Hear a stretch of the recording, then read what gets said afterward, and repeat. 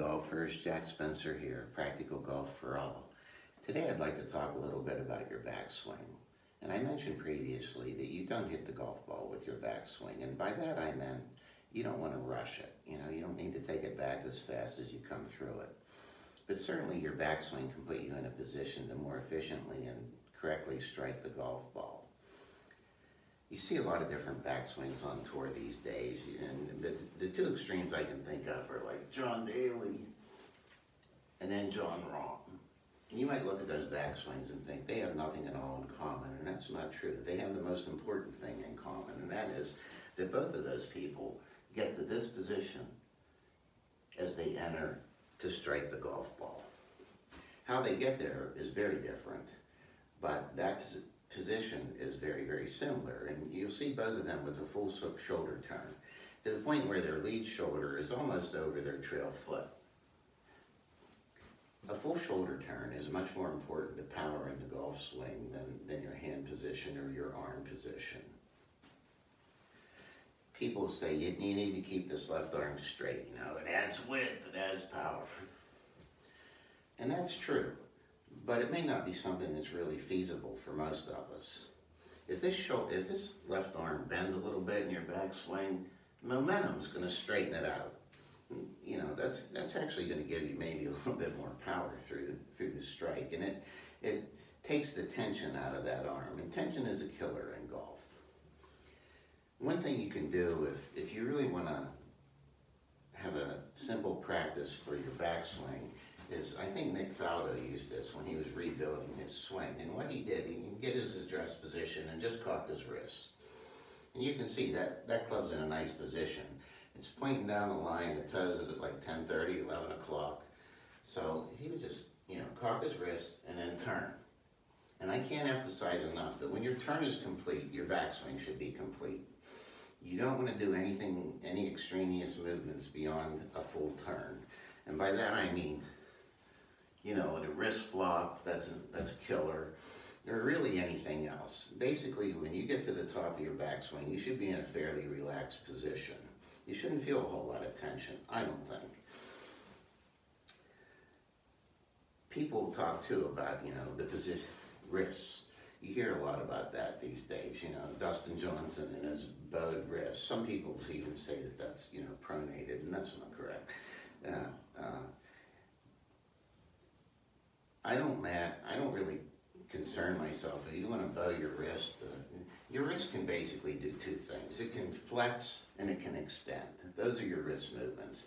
When you get into pronation and supination, that's a whole arm movement. It does pronate your wrist and supinate your wrist, but at the same time, you need your entire lower arm to move for that. The wrists unto themselves can flex and they can extend. So when DJ gets to the top and he's got that bowed or flexed wrist, when he comes down through the ball, his hips go wide open, which is necessary, especially if you see some of these suggestions online where when you enter the hit, you should still have that bow in. That's really difficult to do, really difficult. And your hips have to be wide open. And if they aren't wide open, that ball's going to go so far right, it's unbelievable. So as far as the wrists are concerned, you see it in a lot of amateurs, not too many pros. When they get to the top of their backswing, their wrist is extended ever so slightly. And to me, that's not a good thing at all, because that requires some sort of compensation immediately in your downswing in order to get the club in a proper position. So if you get up here and your wrist is extended a little bit, the first thing you have to do is drop and flatten it, and then you can go through the strike.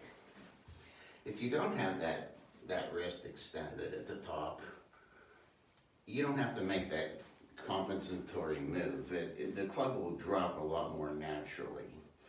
If you happen to have your wrist flexed at the top or cupped like DJ, typically when you come down through the strike, the momentum is gonna, same way with the bent left arm, the momentum is gonna straighten it. So if your arm's a little bent and you swing, the momentum will probably straighten your arm. If your wrist is cupped a little bit at the top and you swing, the momentum of the club will probably straighten it through impact. The last thing I want to mention, and this is very, very simple, but it's something that I catch myself doing, so that's why I'm going to mention it as a reminder for Jack, is the position of your chin. If you have your chin kind of down towards your chest a little bit, and when you turn, it's getting in the way of your shoulder. You're almost creating a natural barrier to your shoulder turn that you certainly don't want. What I like to think of is I'm looking at the golf ball through like the lower half of my eye, you know, so my chin's up enough, and then when I turn, I got room. I got room to make my most efficient turn. I don't get over my trail foot like some of these guys that you see. Like, I can do it, but if I do it, I don't feel comfortable. And I truly believe that when you reach the top of your backswing, you should feel comfortable, not a whole lot of stress. Those are just some tidbits about your backswing that I'd like to mention, and a little bit in your wrist position. If you've listened to my other videos, you know I don't like to get into a lot of technical crap, but at the same time, I did want to point it out because I want you to know what those couple of positions can do as far as affecting your swing. The wrist, the chin, and the turn. When you get to the top, you should feel a nice little tension, weight shift on your right side. You try to turn. This is a gap wedge. I mean, I'm going to play it a little bit forward to the center of my stance typically. And what I'd like to do is make sure I turn to, at least get this lead shoulder to the ball. So turn. I don't want to not turn any more than that.